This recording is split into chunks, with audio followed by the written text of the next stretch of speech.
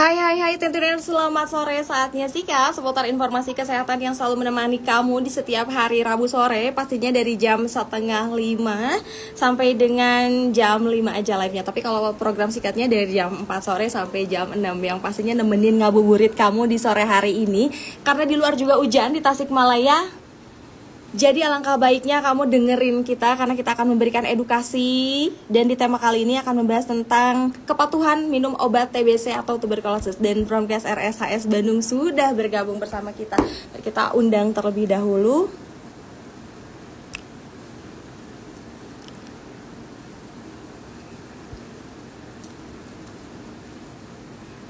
Oke.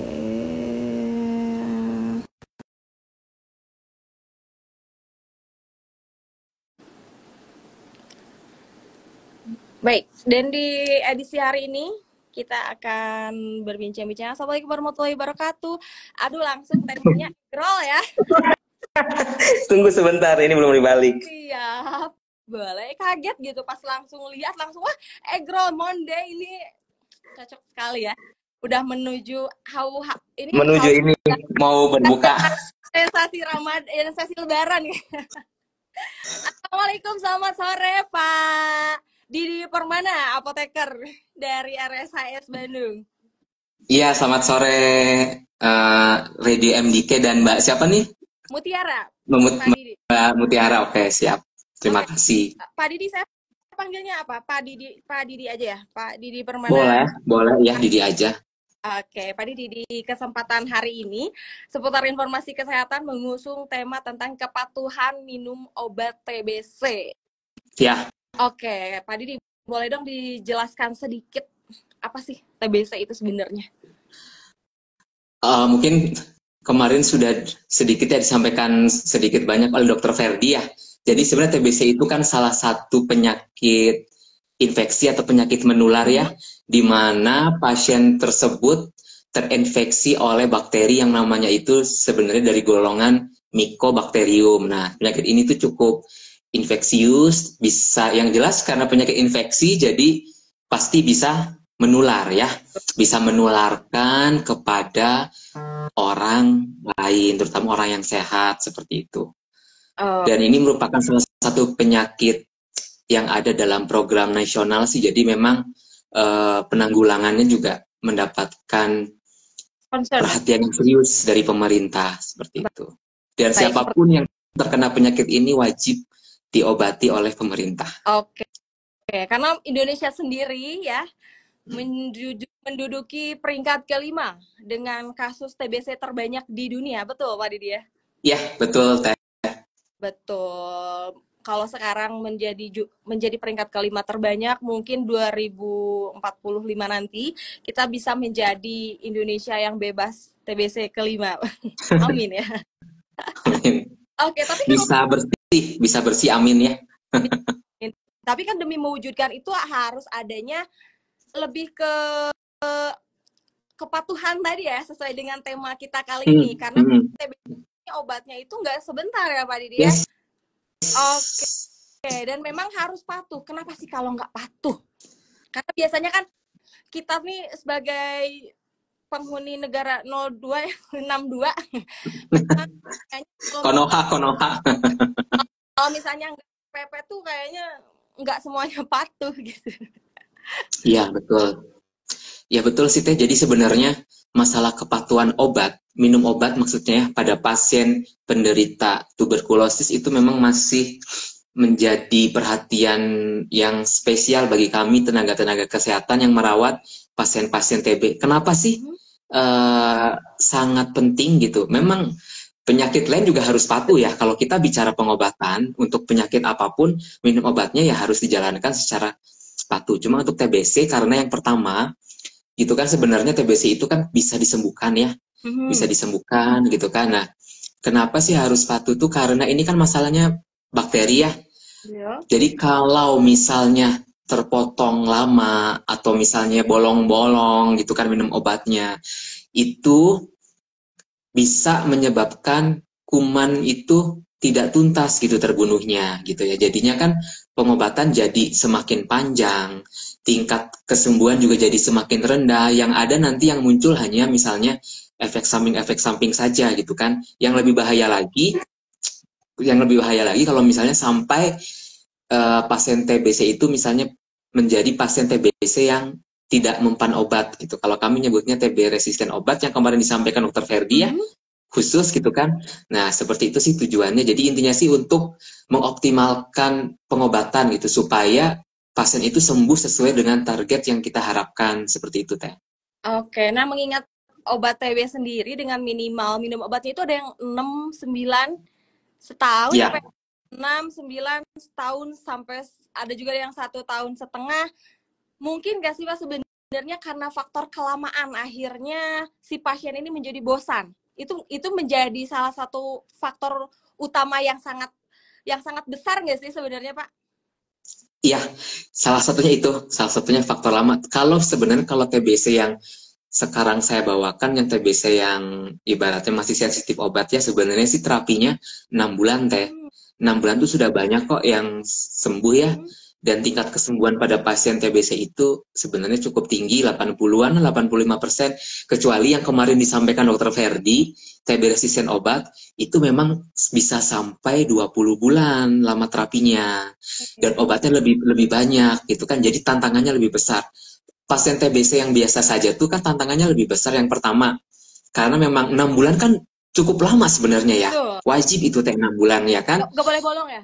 Iya, iya, betul. Cukup. Kenapa? Gak bisa dikodok kalau bolong. Nggak bisa tuh.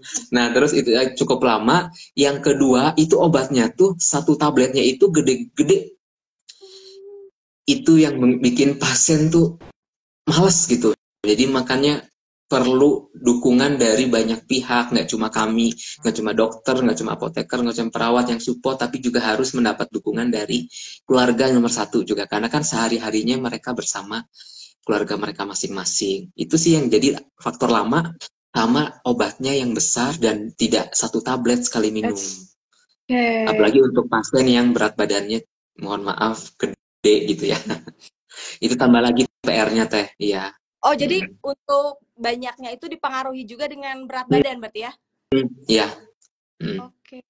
Dan udah lama, banyak, besar, dan kalau apalagi tidak ada dukungan, wah, itu bikin males banget sebenarnya untuk minum obat ya? Iya, betul.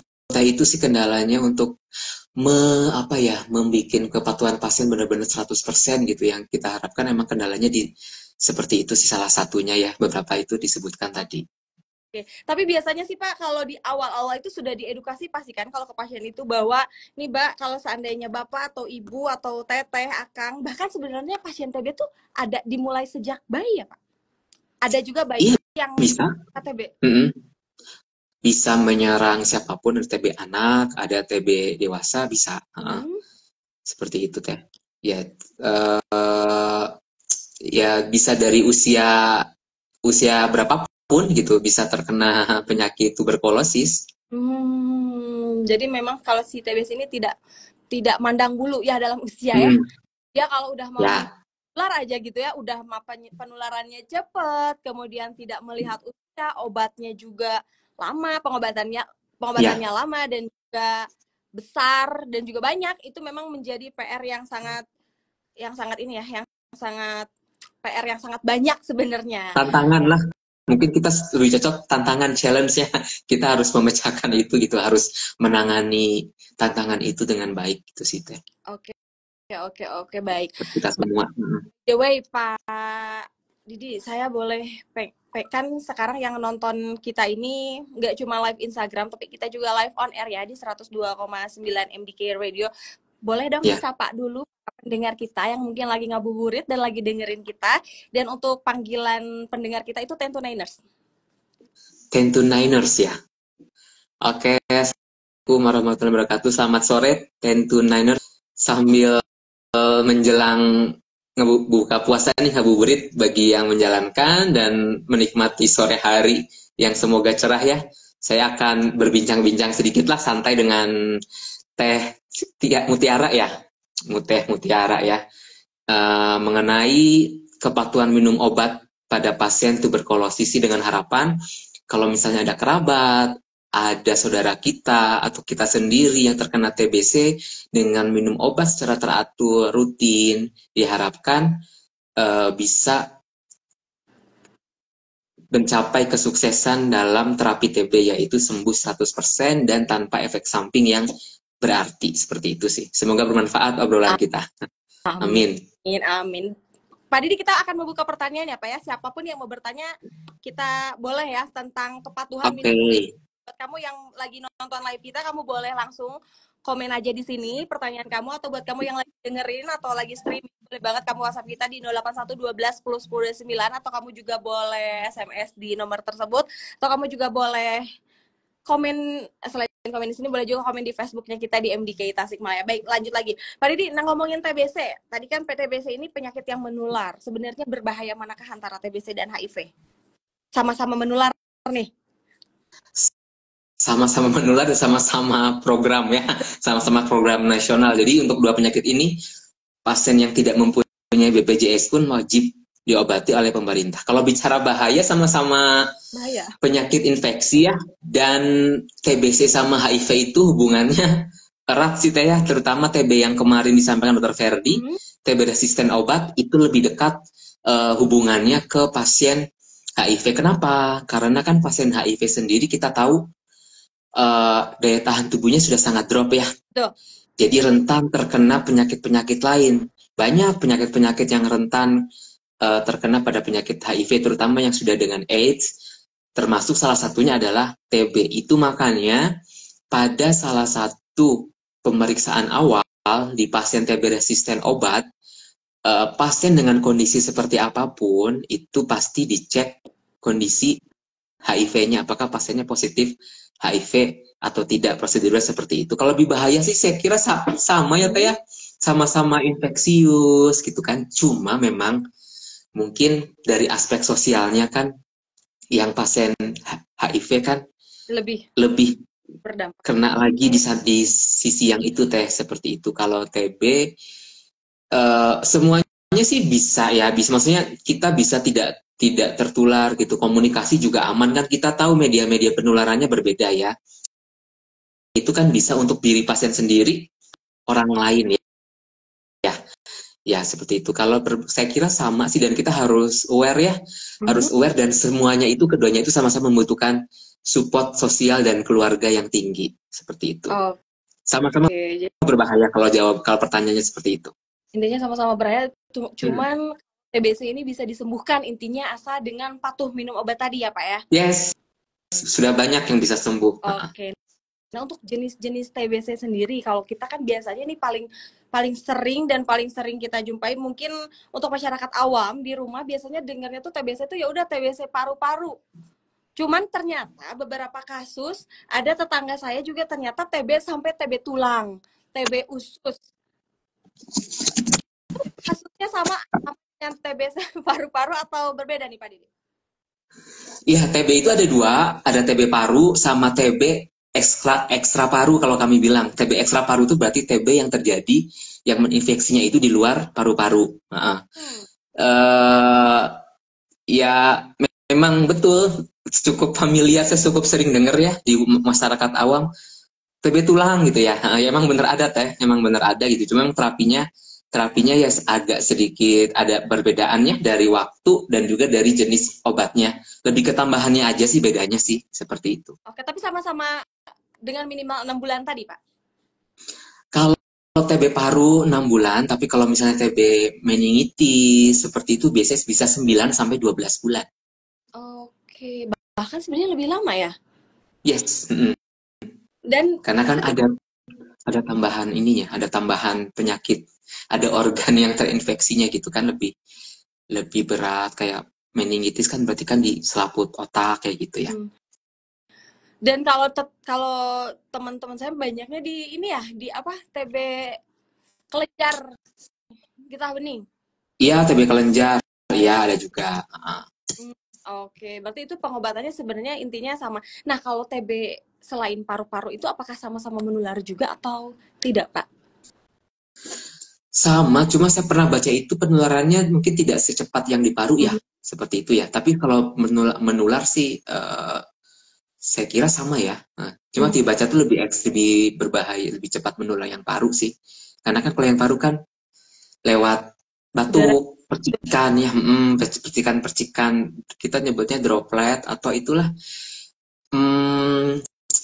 cairan-cairan kecil yang bahkan tidak terlihat ketika pasien batuk dan di depannya ada lawan bicara, sekitar ada lawan bicara, itu bisa yang paling berpotensi menularkan adalah cairan-cairan seperti itu, Teh. Oke.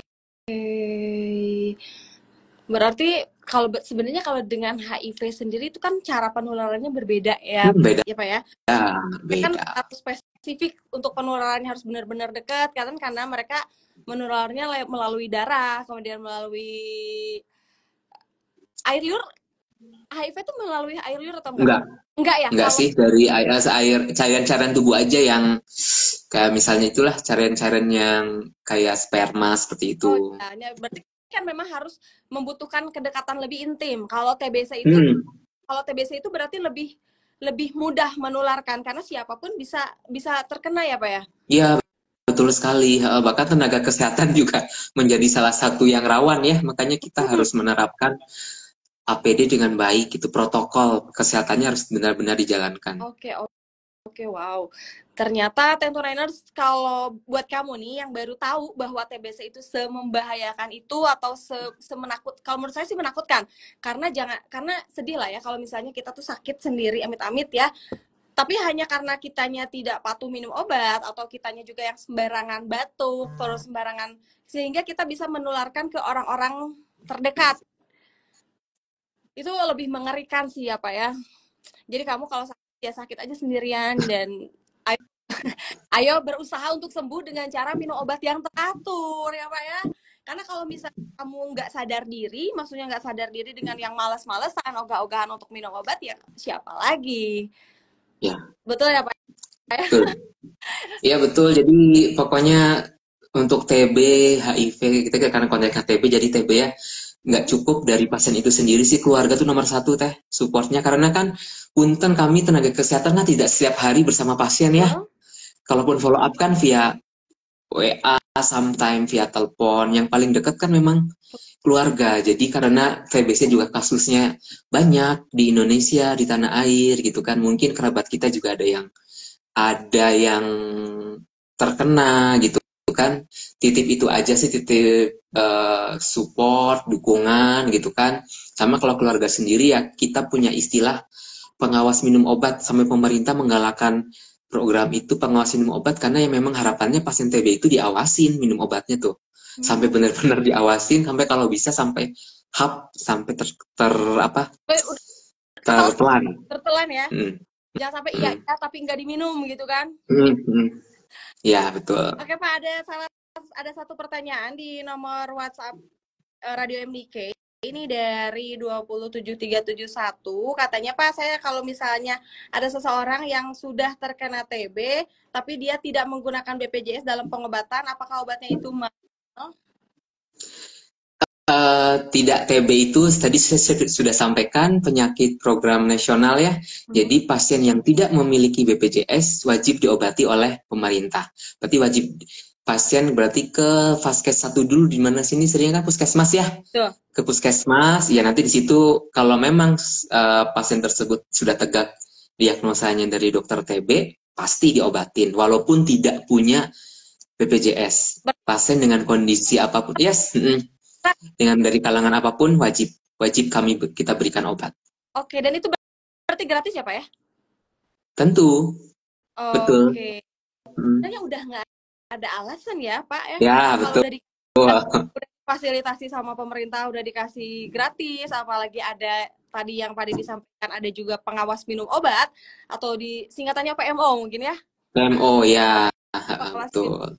Jadi jangan khawatir, kita juga bisa aktif Teh kalau misalnya punya kerabat, tetangga, at least kita berikan perhatian kita dengan mensupport supaya tolong mau periksa gitu, karena kan untuk kebaikan dirinya sendiri ya, dan kebaikan keluarganya terutama ya, seperti itu. Jangan takut untuk berobat TB. TB bisa disembuhkan gitu, seperti itu. Jadi kita memang jangan terlalu lurus ya, kita lihat di sekitar kita, di sekeliling kita, kalau memang ada yang TB, intinya berikan edukasi dan juga berikan semangat untuk sembuh dan perhatian, tapi hati-hati baper ya Pak ya kalau dikasih perhatian lebih. Betul, Kan bahaya ya kalau kita WA tetangga, betul. Mas jangan lupa minum obat ya, takutnya dia jawabnya oh iya sayang makasih gitu. Enggak, kalau itu bercanda ya, Tentunainers itu ya sedikit lah ya bercandanya. Intinya gitu, kita harus aware sama saudara kita, sama teman kita atau lingkungan kita, kalau ada yang terkena TB, yuk berobat. Atau buat kamu yang merasa saya kenapa ya batuk saya tuh nggak sembuh-sembuh gitu, tapi kamu nggak mau periksa, mending periksa sejak dini, diobatin, jangan sampai terlambat.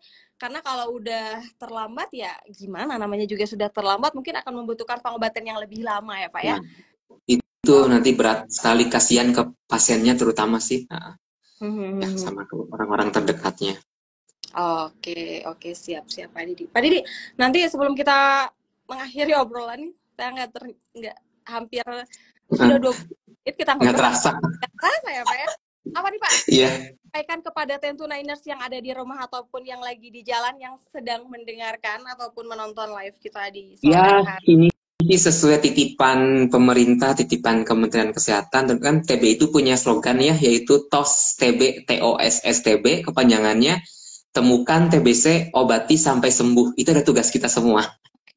Nah, tadi saya bilang kita harus aware sama sekitar kita gitu kan. Ada TBC ya, yuk disampaikan gitu, dirangkul, disampaikan ke keluarganya. Kalau ada pasien-pasien yang gejala-gejalanya mirip dengan TBC, segera dibawa ke fasilitas kesehatan. Mungkin beberapa orang takut kayak tadi ya, aduh saya nggak punya BPJS nih. Yeah. Karena kenyataannya pasien TB yang datang ke kami juga emang banyak yang belum mempunyai BPJS Untungnya sakitnya TB, jadi ya harus diobati gitu.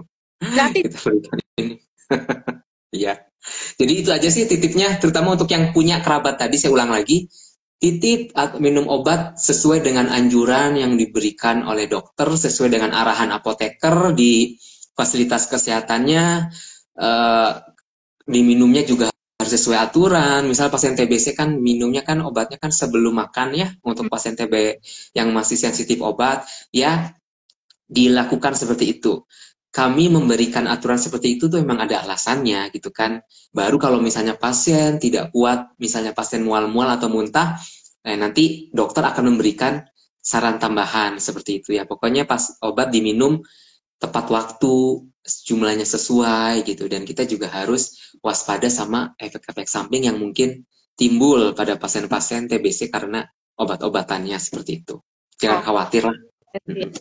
Ya, intinya buat kamu yang memang sudah itu ya, yang sudah punya penyakit, sudah didiagnosis punya penyakit TB, semangat untuk sembuh karena TB itu bisa disembuhkan dengan cara kamu obat yang teratur dan patuh.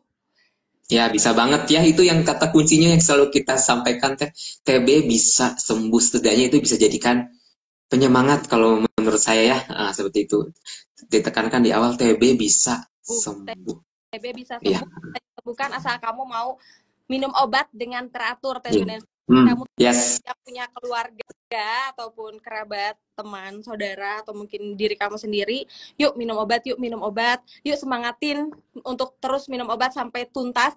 Benar nggak sih Pak, kalau misalnya udah di tengah jalan karena ada bolong itu harus ngulang dari awal, itu benar nggak sih Pak? Kalau lama sih kita ada istilah apa ya, TB lost to follow up atau TBD. Itu kalau misalnya biasanya udah lebih dari 2 minggu lah. Itu kan seperti itu sih, emang bukan diulang, jadi diperiksa lagi dari awal gitu. Takutnya itu yang pindah, yang paling dikhawatirkan dan mengerikan tuh pindah ke resisten obat yang disampaikan Dr. Ferdi loh. Itu obat-obatan awalnya tuh udah nggak mempan Jadi kita tuh menjaga hal itu ya. Jadi memang nakes yang paling dekat ya, misalnya di puskesmas atau keluarga atau sebenarnya menjaga. Pokoknya kita tuh jauh-jauh lah pasien TB itu. Jangan pindah ke TB resisten obat ya. Karena pengobatannya akan lebih lama, karena ini. Kalau masalah mengulang sih, kita bisa berpedomannya kepada hasil lab sih. Kalau bolong kan ada, kalau misalnya pasien mual nih, mual muntah nih, kalau masih di bawah 30 menit kayak gitu mah, misal lebih dari 30 menit tinggal minum lagi kok, masih aman kok yang seperti itu mah. Yang parah itu kalau misalnya bolongnya itu lama seperti itu, nggak ada kabar 2 minggu gitu kan. Menurut keluarga ternyata, pas kita cek masih belum negatif ya hasil apa namanya, hasil bakterinya ya masih ada ya. Ternyata begitu dicek, iya pasiennya nggak minum obat lama selama 2 minggu kayak gitu. Intinya kalau kamu tidak patuh minum obat atau tidak mengikuti aturan dokter, ya siap-siap aja nanti akan mungkin efeknya bisa lebih berat dari sekarang gitu ya Pak ya? Iya itu, ngulang lagi ya. Lebih berat lagi kan memulai dari awal, memulai dari nol nanti. Capek ya kalau mulai terus kapan selesainya. Jadi mendingan harus kita akhiri dengan kesembuhan 100%. Betul dong, selesaikan, tuntaskan apa yang sudah kita mulai. Iya, betul. Baik, terima kasih untuk Pak Didi Permana MFAM dari RSHS Bandung yang sudah memberikan edukasi tentang kepatuhan minum obat TBC. Terima kasih juga untuk wejangannya Pak Didi Permana, sehat selalu. Sampai ketemu lagi di sikat selanjutnya. Kita juga ucapkan terima kasih kepada RSHS Bandung yang selalu support kita, memberikan narasumber-narasumber yang luar biasa, memberikan edukasi dan informasi tentunya di Sika seputar informasi kesehatan. Pak Didi Permana, terima kasih. Hatur nuhun ya. Terima kasih semuanya. Makasih Teh Mutiara, semoga sehat selalu. Amin. Terima kasih. Tentu jangan kemana-mana, terus dengerin kita di 102,9 MDK Radio karena Sikat akan masih nemenin kamu sampai jam sore nanti. Saya Mutiara Syedik pamit, Pak Didi Permana MFAM juga pamit dari RSHS Bandung. Mohon maaf apabila ada salah-salah kata. Wassalamualaikum warahmatullahi wabarakatuh. Waalaikumsalam warahmatullahi wabarakatuh. Makasih Teh. Sami-sami.